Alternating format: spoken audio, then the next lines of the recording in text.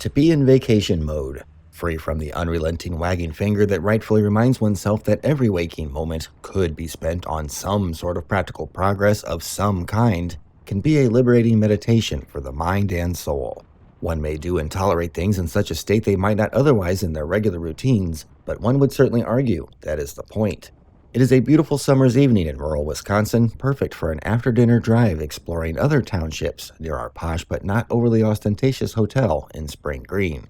I had no business in or direct reason to visit the village of Mezomene, if that is indeed how the locals pronounce it, which I would expect isn't because it's just a sort of town name perfect for immediately sorting out anyone not from round these parts. But since I enjoy visiting any small town within my reach and seeing what old buildings they might still have, I was giving this charming burg a once-through as part of a content and casual constitutional cruise when I encountered the world's longest traffic light.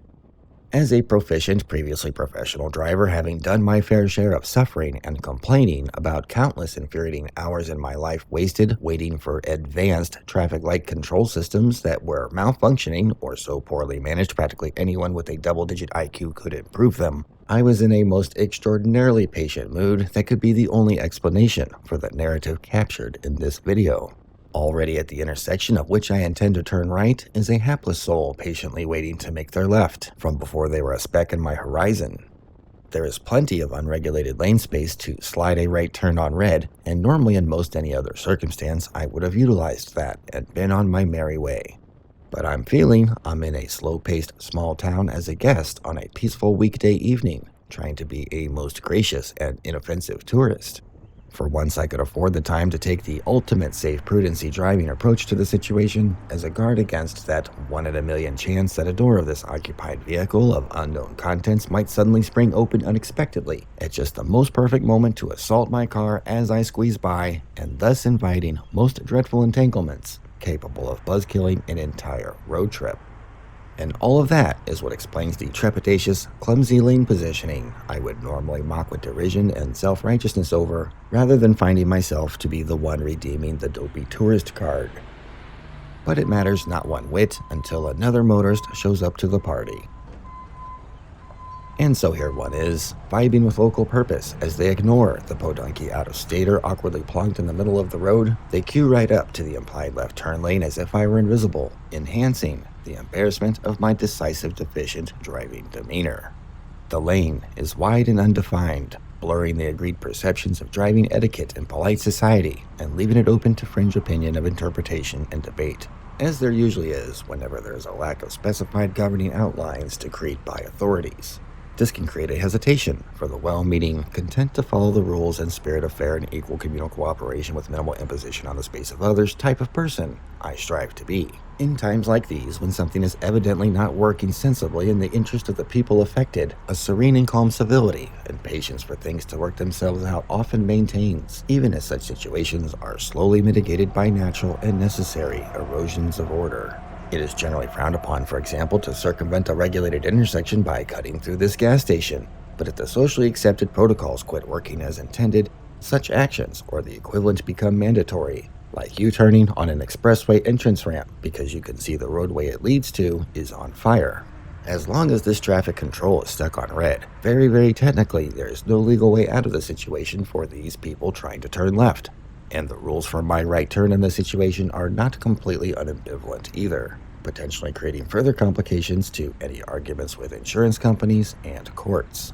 This is all, of course, probably a slightly overly paranoid way to live and not entirely healthy, for too much inaction leads only to death and misery, and the words, "died waiting for a red light" in an obituary are anticlimactic at best. As time speeds up with age, I find the last bastion of hope for slowing it down anymore comes from the uncanny ability of traffic lights to make 30 or 90 seconds feel like a tedious outstretching span of time, suitable for checking your socials, when everything else in life feels like a blink a minute. 2 minutes may seem like a long time, even in a case where a small side street junctions a state highway, yet not entirely implausible. I hadn't counted on it taking even that long, and it has already occurred to me at this point the signal is likely misoperating and isn't going to turn green anytime soon, just as it may have already occurred to you that I really am going to have the audacity to let this video play out in unedited real time. Eventually, with enough time and pressure, all things must give, and by the very nature of the need for progress, the forces of humanity will signal their increasing restlessness in a purposeless situation.